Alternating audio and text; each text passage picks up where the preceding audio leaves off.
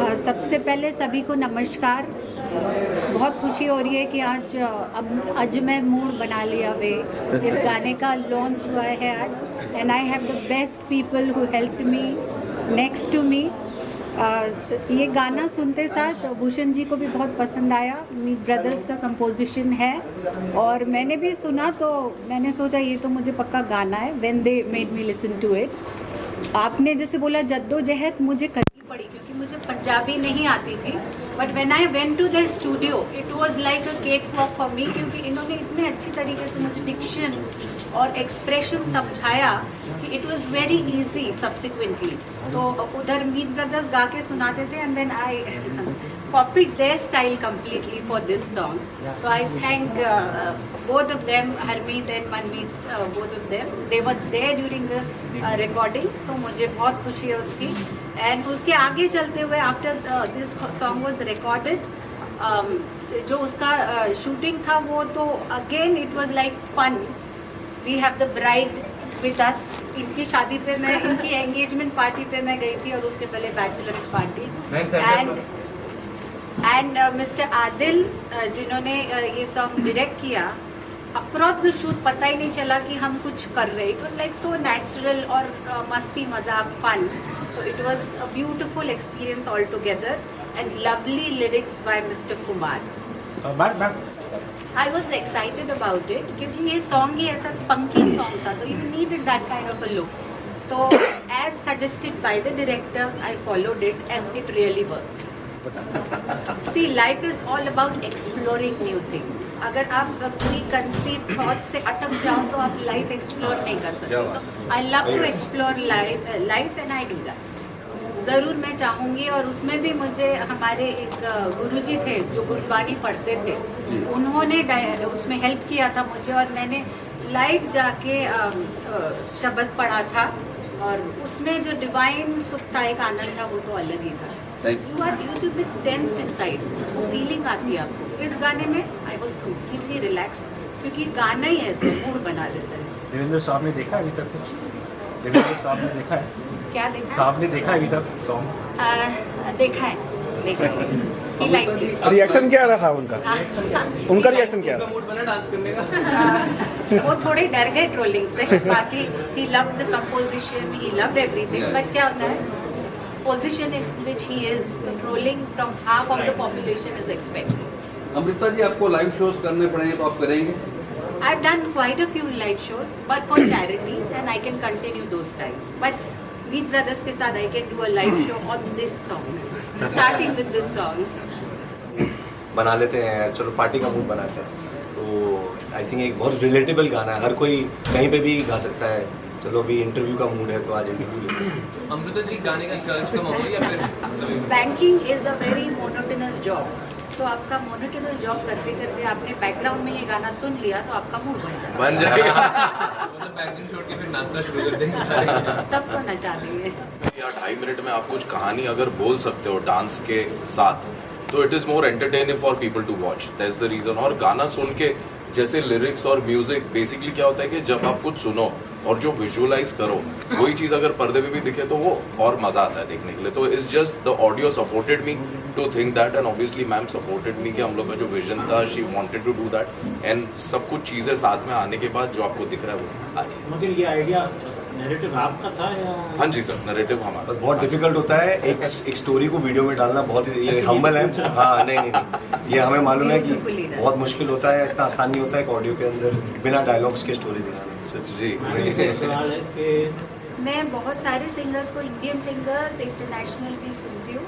अपने देश में अरिजीत सिंह हो, सोनू निगम हो, सुनिधि जी हो, श्रेया हो, they are some of my favourites and I really listen to those songs of theirs. इनका ये वो जो नागपुर जानते होंगे उनको पता होगा कि unlike Pune and all, when we talk also with in the family at times Hindi में बात करते हैं क्योंकि एमपी बॉर्डर इफेक्ट होता है उसमें। तो it really help me to have a normal Hindi without Marathi accent. वो हेल्प किया। बट नागपुर में क्या होता है, पीपल जो वर्ड्स यूज़ करते हैं वो जनरली सोफिस्टिकेटेड हिंदी में नहीं करते।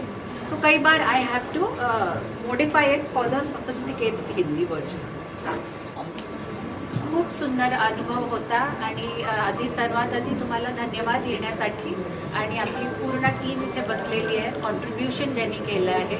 एक खूपच सुंदर सॉन्ग कंपोजिशन बाय मीत ब्रदर्स, हरमीत आणि मनमीतजी, जे रेकॉर्डिंगच्या वेळेस माझ्याबरोबर होते, ज्याच्यामुळे ती डिक्शन मला नीट म्हणता आली. आपल्याबरोबर त्याचे डायरेक्टर आहेत, व्हिडिओ डिरेक्टर आदिलजी, ज्यांनी जो व्हिडिओ पूर्ण जो शूट झाला त्याच्यात असं मजेशीर एक एन्व्हायरमेंट क्रिएट केलं आणि खूप क्रिएटिव्हली हा व्हिडिओ बनवला.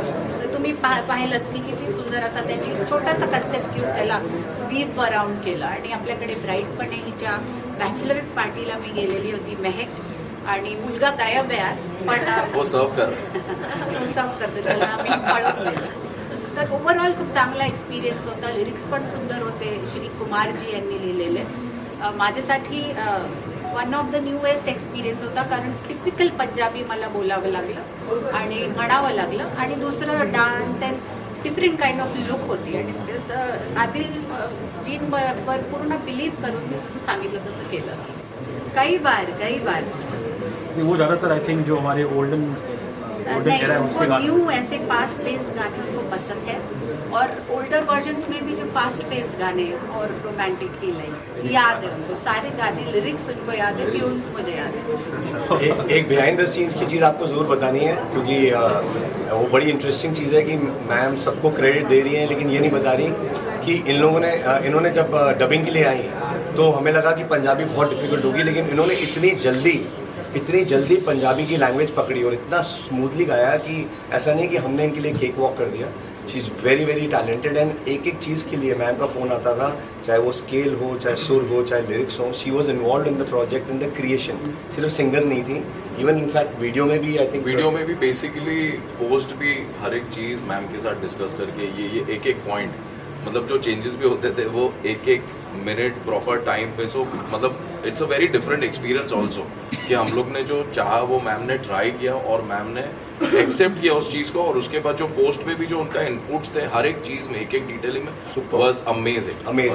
लग रहा था कि कुछ सीख के जैसे न्यूयॉर्क एकेडमी कि लिरिक्स, कॉम्पोजिशन, प्रोडक्शन में भी अरेंजमेंट की कौन सा रैप कहाँ जाना है, क्या हर एक चीज़ में ऐसा लग रहा था कि बहुत मैम सीख के आई हैं. हम बहुत रिलैक्स थे इस बार. तो actually big credit goes to ma'am and that's a fact. कोई भी काम करेगा तो वो बता सकता है और talented, super talented ma'am is. अभी बहुत पर्दे के सामने आई नहीं है. जब अच्छे से सबको पता लग जाएगा इनका talent, then she will be on top in the music industry. दिन में कितना सैटरडे संडेज काफ़ी घंटे देती हूँ मैं. वीकडेज बिकॉज अदर दूसरी चीज़ें अलाइंड होती है तो 1 से 1.5 घंटा. सो बेसिकली थोड़ा सा गाना जब आप सुनोगे तो बेसिकली ब्राइट कलर खुला सा लगता है सुनते ही. तो इसलिए शुरुआत जो होती है गाने की वो थोड़े से खुली हवा में, दरिया के सामने जैसा सेटअप रखा है. कपड़े भी आप देखोगे लोगों के तो बहुत हैप्पी कलर्स है, जैसे हमारे बैकग्राउंड में भी लगे हुए. So all happy. तो आउटडोर जब हम लोग इंडोर भी गए तो हम लोग ने ऐसा महल चूज़ किया, ऐसा प्लेस चूज़ किया जो वाइट हो, जिसके अंदर हम लोग हमारे कलर्स ब्यूटीफुल ऐड करके थोड़ा और bright. So that's the reason सारी चीज़ें ब्राइट, लार्जर देन लाइफ और हैप्पी दिख रही है. वो आउटडोर कहाँ है?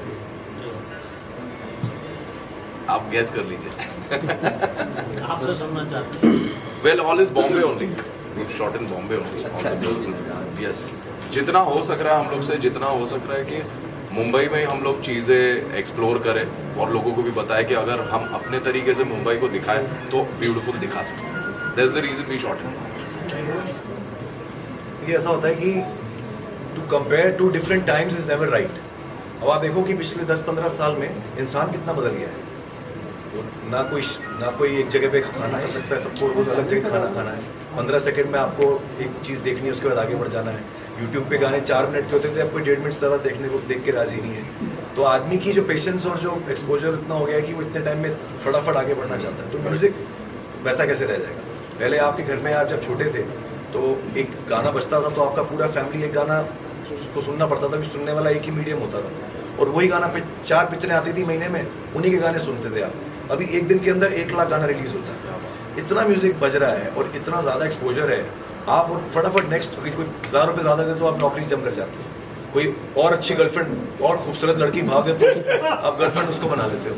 सेम लड़कियों के लिए भी है। तो समय चेंज हो गया तो म्यूजिक में स्थिरता कैसे रह जाएगी? और टेक्निकली नहीं हम उसके बारे में बताते हैं। टेक्निकली आपको बहुत सिंपल आपके तरीके से समझाते हैं कि आप सबको पता है कि जब पहले पिक्चरें और पिक्चरों में जब डायलॉग बोले जाते थे, हीरो हीरोइन जब बोलते थे तो लाइव वहीं पे रिकॉर्डिंग होती थी। आपको ये तो पता है, स्टूडियो में नहीं होती थी बाद में आके। करेक्ट?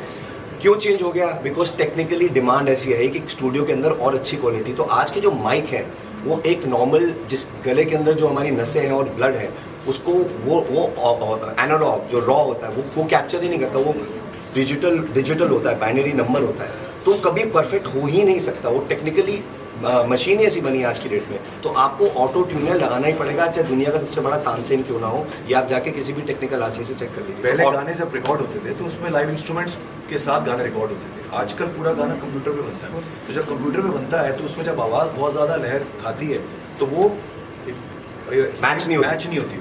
तो उसको बैठाने के लिए, क्योंकि पूरा इलेक्ट्रॉनिक म्यूजिक है, अगर आप सितार भी बज रहे हैं जैसे गाने में जो बजा है वो भी एक प्रोग्राम इंस्ट्रूमेंट डिजिटल है वो। तो उसके बीच में हमको यूज ही करना पड़ता है, वो बाय डिफॉल्ट करना पड़ता है। इसे बैलेंस करने के लिए सही ट्रैक पे लाने के लिए उसको हमें डिजिटली ऑटो ट्यून करना पड़ता है। उसमें कोई भी गाने बड़ा सा बड़ा 30 मार खाना है। में आप हर 20 किलोमीटर में बोली बदल जाती है। अब हर बोली का एक जुबान कैसे चलती है, उसके डायलेक्ट होता है, जैसे फेनेटिक्स होते हैं। पंजाबी जो लैंग्वेज है वो बहुत बाउंस है उसमें।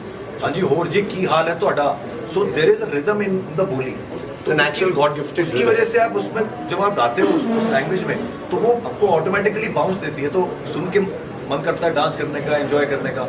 और सैड भी म्यूजिक उस गाने होते हैं उसमें भी वो, क्योंकि लिरिक लैंग्वेज का बोलने का स्टाइल वैसा है तो वो म्यूजिक को सूट करती है। एग्जैक्टली जैसे इंग्लिश लैंग्वेज है, आज वर्ल्ड में चाइनीज भी हो सकती थी फेमस। इंग्लिश लैंग्वेज का जो लहजा है, उसका जो एक्सेंट है, उसका जो फ्लो है वो बहुत नेचुरल है। तो इसलिए वर्ल्ड वाइड हर कंट्री में इंग्लिश तो बोली जाती है, चाहे कोई और लैंग्वेज हो।